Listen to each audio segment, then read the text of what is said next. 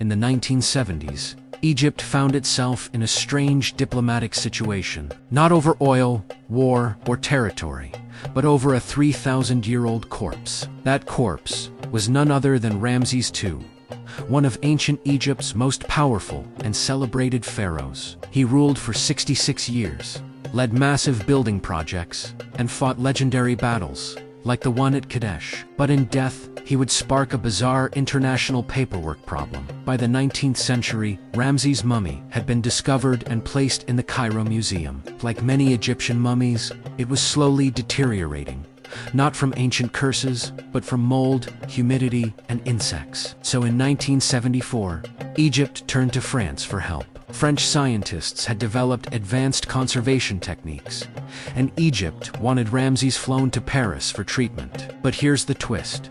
Under French law, any body entering the country, even a dead one, required official identification. Normally, a body would travel with a death certificate. But how do you write a death certificate for someone who died around 1213 BCE? Egypt found a workaround.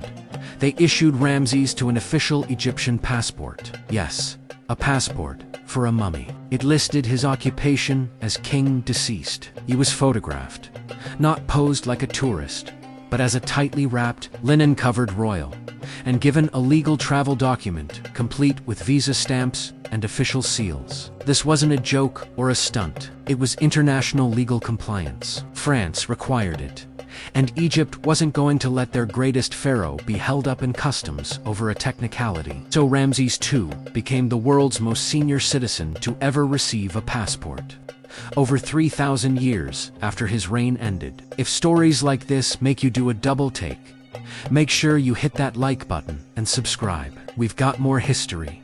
That sounds fake, but isn't. When the plane landed in Paris in 1976, Ramses received a pharaoh's welcome. His sarcophagus was greeted by a full military honor guard, the same treatment France would give to a visiting head of state. He was transported to the DLOM, where scientists discovered the source of his decay and treated the mold and fungal damage. But they also made a breakthrough by scanning and analyzing his remains.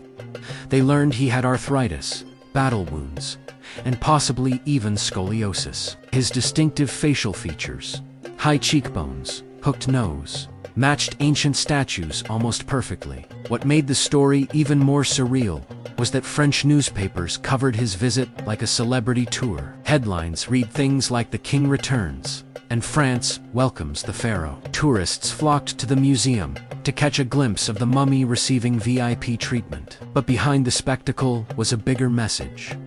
A long-dead ruler was treated with dignity and care, not as a relic, but as a sovereign figure of cultural importance. And it worked.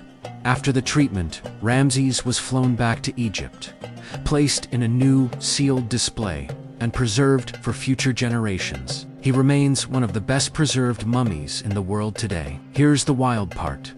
A dead man got a passport, flew internationally, was welcomed with military honors, treated for health issues, and returned home, all while being over 3,000 years old. It sounds like something from a satire, but it's real. There's something poetic about it. In an age of red tape and bureaucracy, one of the greatest kings of the ancient world had to play by the same rules as the rest of us. Even in death, Ramses couldn't skip customs. And maybe that's the real power of history, when it stops being distant and starts feeling oddly human, like when a mummy has to flash a passport.